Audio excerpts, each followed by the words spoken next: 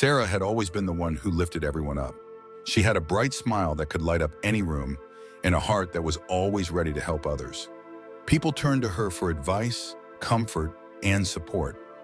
But everything changed the day she was diagnosed with cancer. At first, Sarah told herself she could handle it. She kept up with her work, visited her friends, and smiled through the pain. She didn't want anyone to see her struggle, and she didn't want anyone to think she wasn't strong. She thought, I have to fight this. I have to be brave.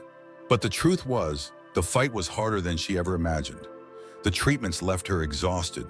Her body ached, her mind was filled with fear, and some days it was all she could do just to get out of bed. She began to feel like she was losing control. There were moments when she felt completely isolated in her fight. Her family and friends, though supportive, didn't truly understand what it was like to be in her shoes. And every time someone asked her how she was doing, she just forced a smile and said, I'm okay. But inside, she wasn't.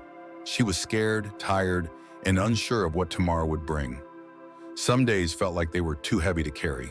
In the quiet moments, she thought about how much she'd been through in life, her struggles with self-doubt, the challenges she faced growing up, and now this.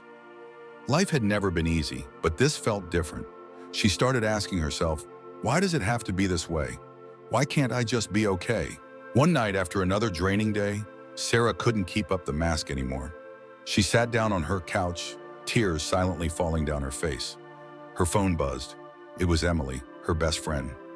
She knew something was wrong. Sarah picked up the phone, and before she could say a word, Emily gently asked, Sarah, are you really okay? Or are you just pretending? It was like a weight had been lifted. Sarah took a deep breath and finally said what she had been holding inside for so long.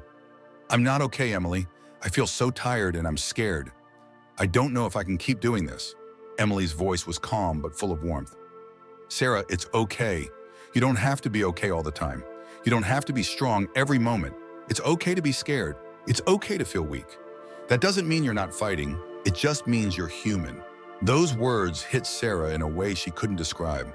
She had been so afraid of showing her weakness, thinking it would make her less of a fighter. But hearing that it was okay to not be okay changed everything. For the first time in months, she allowed herself to feel what she was feeling, to admit that cancer was hard, that it was okay to cry, to be scared, and to need help. And in that moment, she realized something important. She wasn't alone. Everyone has their struggles, whether it's cancer, a lost job, a broken relationship, or the pressure of trying to meet everyone's expectations. The next day, Sarah made a decision. She wasn't going to hide anymore.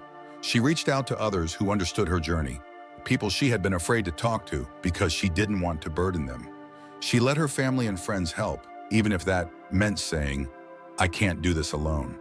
And with each person she opened up to, she felt a little bit stronger, not because the cancer was gone, but because she had allowed herself to be vulnerable, to let others in, and to give herself permission to heal in her own way.